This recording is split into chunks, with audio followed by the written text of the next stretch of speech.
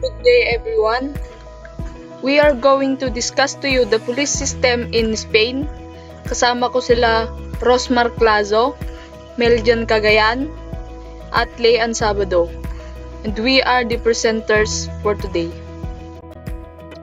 The National Police Corps is the law enforcement agency in Spain. Ito yung present, one of the two largest national police forces in Spain. Kasama niya ang Civil Guard, but the Civil Guard is the oldest law enforcement agency. In Spanish, Cuerpo Nacional de Policía or CNP, also known as National Police or Policía Nacional in Spanish, is the national civilian police force in Spain. The CPN operates under the authority of Spain's Ministry of the Interior. Motto, Ley y Orden, or the law and order. And we have here the seal of the National Police Corps, badge, and the flag. Short details about Spain. Officially, the Kingdom of Spain is the European country located in southwestern Europe with some pockets of Spanish territory across the Strait of Gibraltar and the Atlantic Ocean. Its continental European territory is situated on the Iberian Peninsula. Population: Spain counts more than 40 million people, most of them living in the cities or along the coast or costa in Spanish. Language: Spanish is the main language spoken throughout the whole Spain. It is the official and national language, but there are some regions with an additional language. In Catalonia, people also speak Catalan. In Galicia, Galician naman, Basque in the Basque country, and finally the Valencian in the Valencian society. Spain is secular parliamentary democracy and a parliamentary monarchy with King Felipe VI, the monarch, as head of the state. It is a major developed country and a high-income country with a world's 14th largest economy by the nominal GDP. GDP nila is $1.440 trillion as of 2020 at base naman sa PPP or the Purchasing Power Parity, at the total of $2.16 trillion. So, napakalaki ang income nila. Then, next is the overview. Country, which is the Spain. Police agency is the National Police Corps. Under siya sa authority of Ministry of the Interior. They mostly handle criminal investigation, judicial, terrorism, and interrogation matter. Ranks: highest is the Director General of Police. Lowest naman is the policeman or the policewoman. Motto: Ley y Orden, or the law and order. Type of law enforcement: decentralized. Spain is carried out by the numerous organizations, not all of which operate in the same areas. They have three branches of police, which is the Civil Guard, National Police Corps, at ang municipal or local police. Estimated strength is 87,000 police officers as of 2020. Then next is short history of the police system in Spain. There are three main branches of police, which is the Civil Guard or Guardia Civil, the National Police or National Police Corps, and the municipal or local police. First is the Guardia Civil or Civil Guard, who patrol rural areas including highways and ports. They investigate crime there. It is the oldest law enforcement agency in Spain. The new one is the National Police Corps, organized as a military force charged with police duties. The corps is colloquially known as the Benemerita or reputable.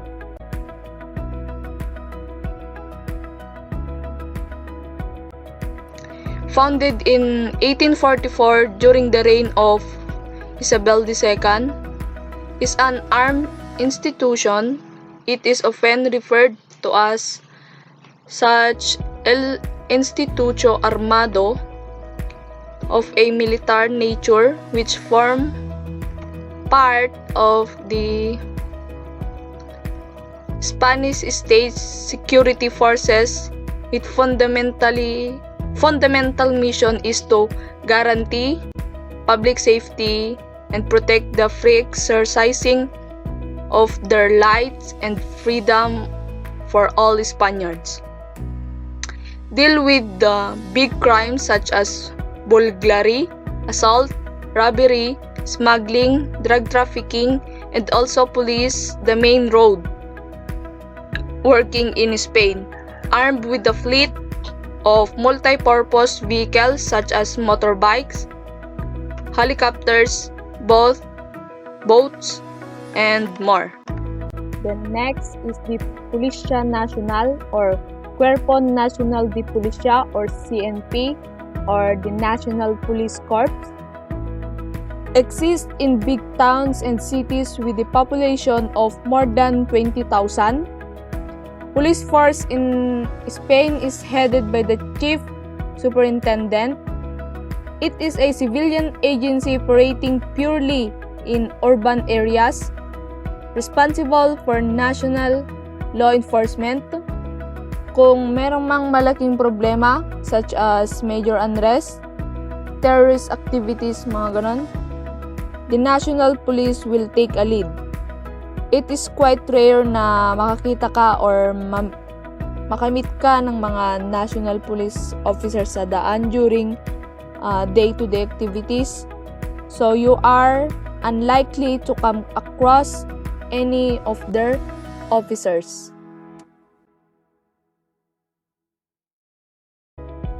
CPN was created in 1986 with the amalgamation of the plainclothes Higher Police Corps or the Cuerpo Superior de Policia and the Uniformed Service, the National Police Corps or the Cuerpo de Policia Nacional. It is an armed civil force and comes under the jurisdiction of the Interior Ministry.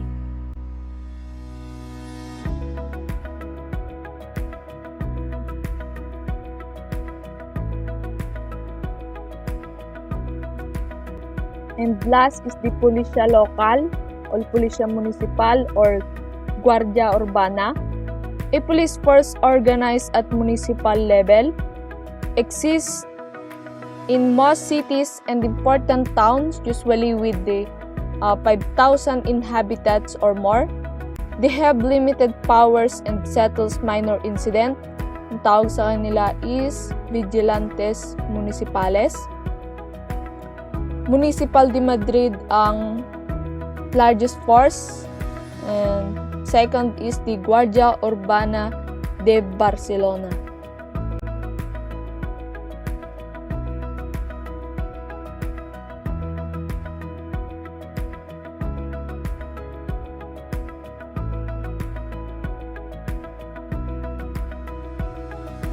An armed force which come under the jurisdiction of the town hall in each municipality. They have responsibility for traffic control and offenses, and also enforcement of local ordinance, and minor crimes. Sila ang nangunguna sa mga local crimes and are usually first on the scene when a crime is reported. Sila talaga yung nag-a-act as the first response due to their locality, but also deal with the local traffic offenses gaya ng parking at tinutulungan nilang mga bata na tumawid sa daan at the end of school.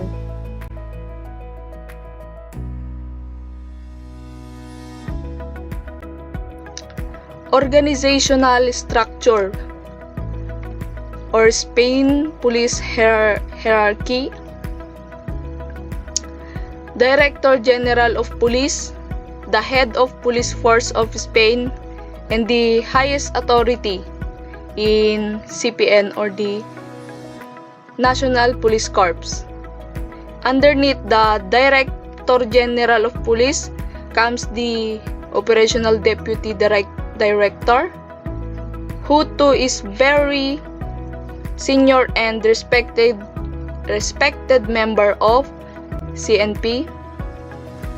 Next is the Sub-Director General, who reports to the Operational Deputy Director and holds a position of a lot of value and importance. Next is Commissary or Commissioner General and Divisional Chief. This position comes after the Sub-Director General. Next, the Superior Chief, Senior Commissary or Senior Commissioner,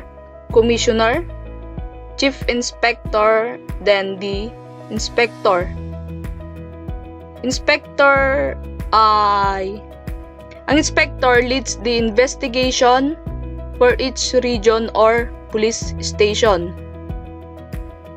And sub reports to inspector, police officer,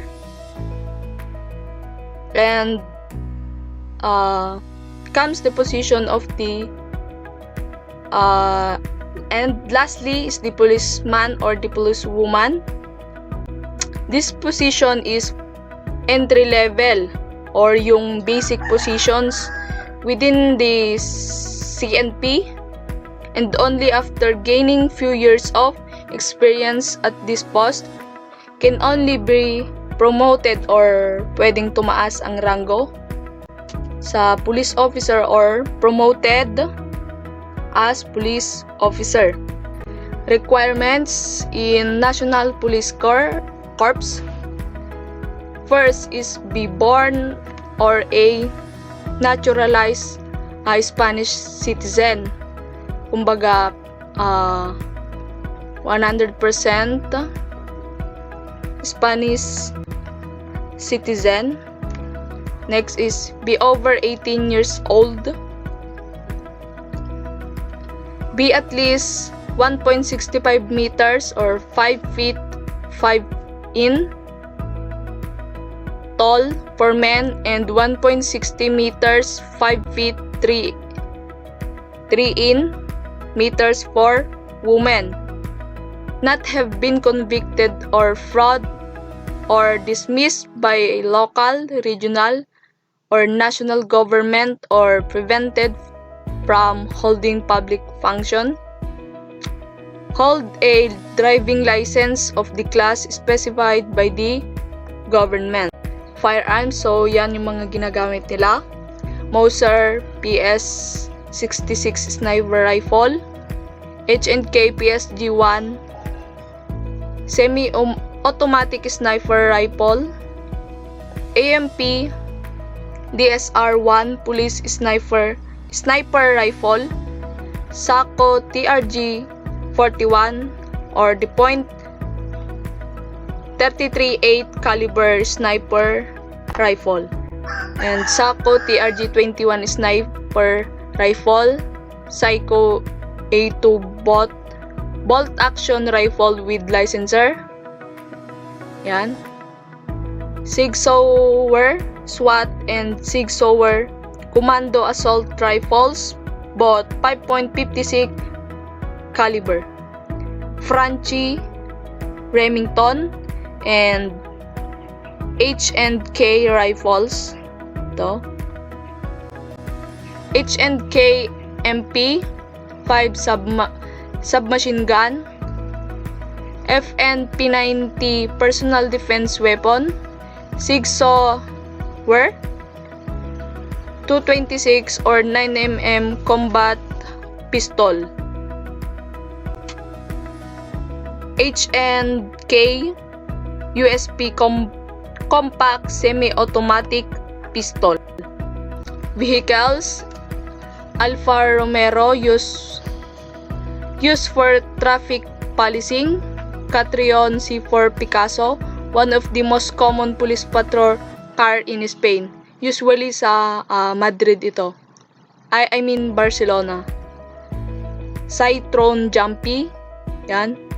Citroen Jumper.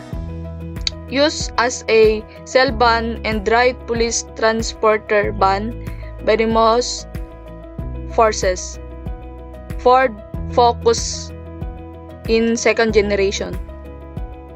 Ford S-Max. Heberdorm police put this into use in April 2015. Two of them as trial for patrol cars runners on autogas. Ford Kuga. The Benidorm police put this into yan, pares lang kanina. Ford Transit in third generation, also used as cell van and riot police transportation but only by the National Police. Hyundai i40 sa Madrid. Mercedes-Benz Sprinter, also used as cell van and riot police transportation.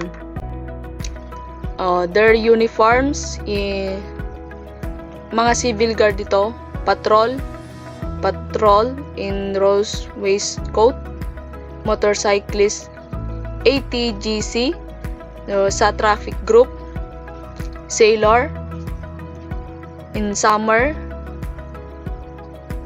USECIC sa GAR o GAR, GRS na pang winter, rescue, diver, military police o camouflage, winter, service dress, pang summer naman, full dress, evening dress, ceremonial dress. Pero historic siya, historic. Sa CNP uniforms, service uniform, riot police. Yan. Sa UPR, UIP, sa tactical units ng GOES. Makikita natin mamaya yung mga acronym nito. Tactical unit, bomb disposal, sila. Yan yung damit nila. Dress uniform. Yan. Dress uniform ng babae.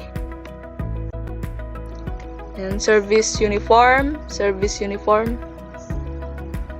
And UIP, UPR, UIP 2002, 2014, GOES 1990 to 1995. Nung 1889 to 2009 nitong mga uniform na to. And the police local police municipal or the Guardia Urbana. Yan. Rank is the policeman or policewoman is the lowest. Official de policia, police officer. Sub-inspector or sub-inspector in English. Inspector jefe or chief inspector. Komisaryo or commissioner.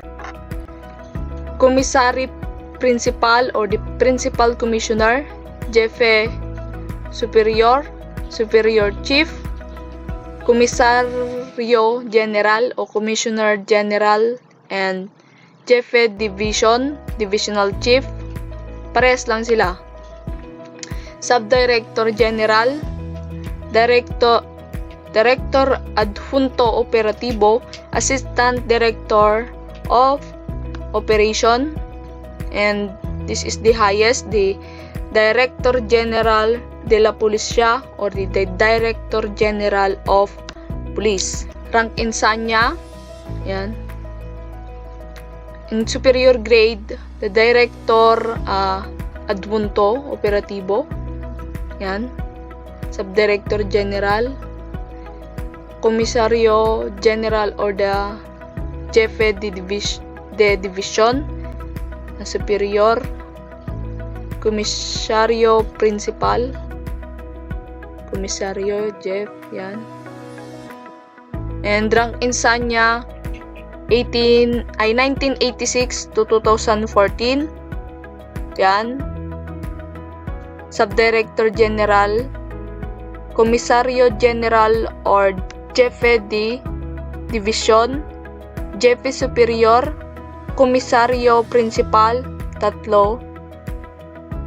Komisaryo, tatlo din, pero walang, box.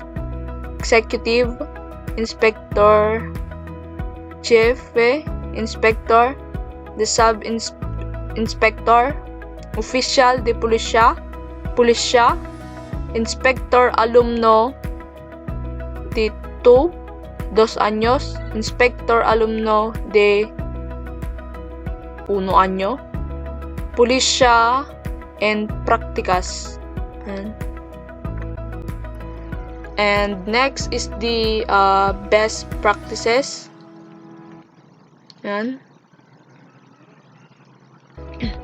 Ito ay ang Alerto Caps is a mobile application that is installed in mobile device sa mga smartphone.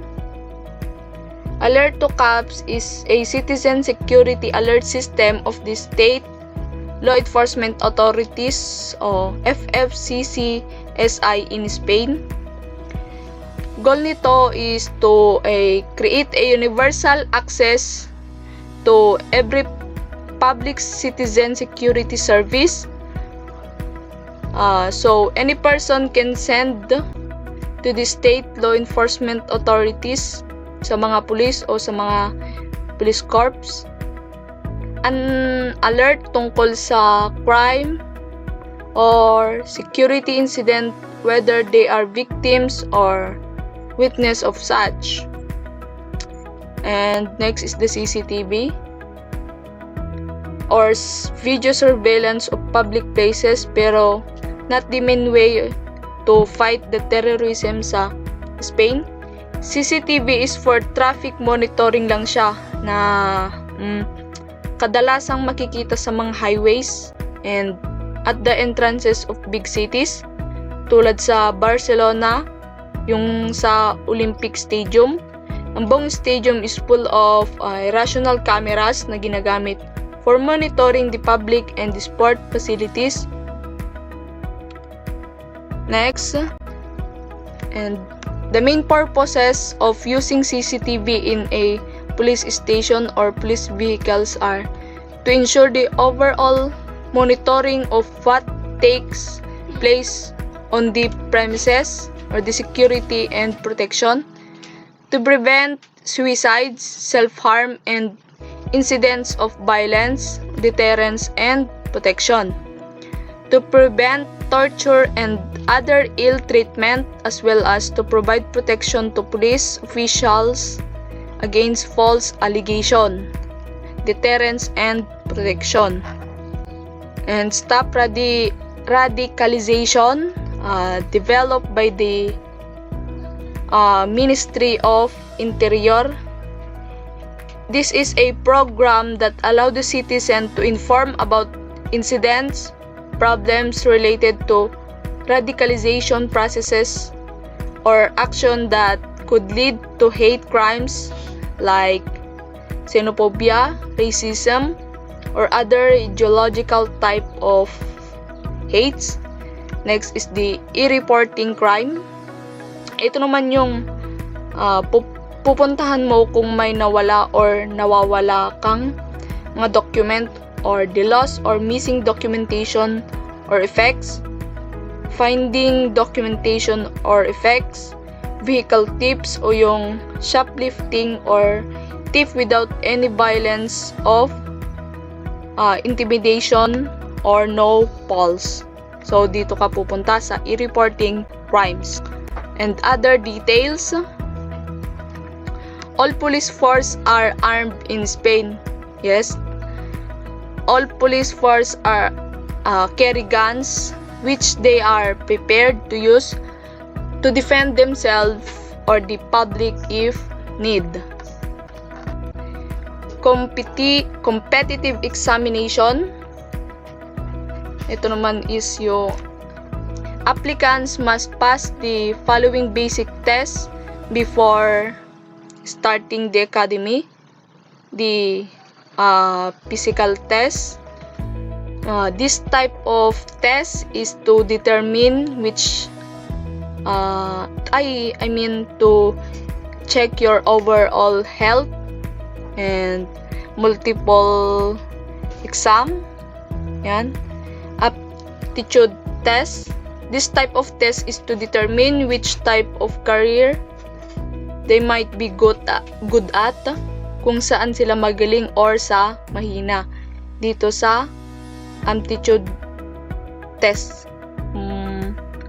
Next is the voluntary language test, the English or the French. Medical examination. Titignan yung timbang, height, i-check yung lungs, heart, eyes.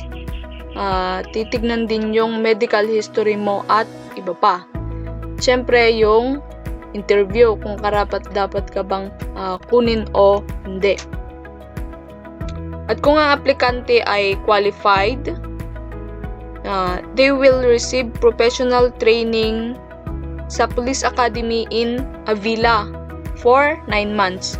Doon sila tuturuan ng self-defense training, conduct practical application, exercise, and training din sa crime prevention. Marami silang matututunan doon. Educating and training. The senior staff has to pass 5 years of police and military education in the academies, and they receive a university degree as lieutenant of Guardia Civil. The basic staff have 1 year training in the academy and 1 year on-the-job training before graduating as Guardias Civiles. Retirement. The legal retirement in Spain is 67 years old, both men and women. And sa Pilipinas is, I think, 65 years old ang retirement.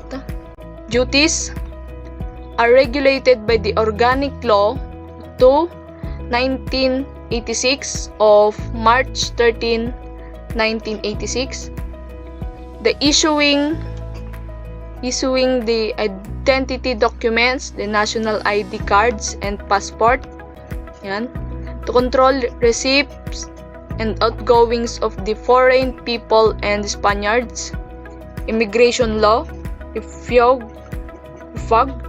and asylum, extradition and expulsion, gambling enforcement, drug enforcement, and collaboration with Interpol and Europol. Yes, member tayo ng Interpol and Europol. Control of private security companies. General law enforcement and criminal investigation. There are numerous specialist units within the CNP, GOEs o Grupo Operativos Especiales de Seguridad or the Police Tactical Units, GOES, GEO or Grupo Especial de Operaciones Elite Police Tactical Units equivalent to GSG-9 or FBI HRT. TEDx TEDAX or NRBQ, Servicio de Desactivación de Explosivos y Nuclear Radiológico, Bacteriológico y Químico. Explosive Artifacts Diffuser and CRBN, Chemical, Radiological, Biological, and Nuclear Specialized Team. UIP, Unidad de Intervención Political, Anti-Riot Unit naman to. UPR, Unidad de Prevention y Reaction, Anti-Riot Unit din. UDYCO, Unidad de Drogas y Crimen Organizado, Drugs and Organized Crime Investigation Squad, ang UDYCO. UDEV, Unidad de Delincuencia Especializada y Violenta, investigation and pursuit several kinds of crimes related to artistic and cultural heritage and families. BIT or the Brigada de Investigación Tecnológica, Computer Crime Unit. UDEF, Unidad de Delincuencia Económica y Fiscal or Financial Crimes. USGC, Unidad Especial de Gas Caninos, Canin Unit or Drug, Explosive, and People Detection. CGPJ, General Commissariat and Judiciary Police Intelligence Unit. CGI, General Commissariat of Information, Intelligence, and Anti-Terrorism Unit. SMA, Servicios de Medios Aéreos. USPA, Unidad de Sabuelo y Protección Ambiental. TEDx. GOIT, Grupo Operativo de Intervenciones Técnicas. GOE, Grupo Operativo de Respuesta. Unidad Canina or the Canin Unit.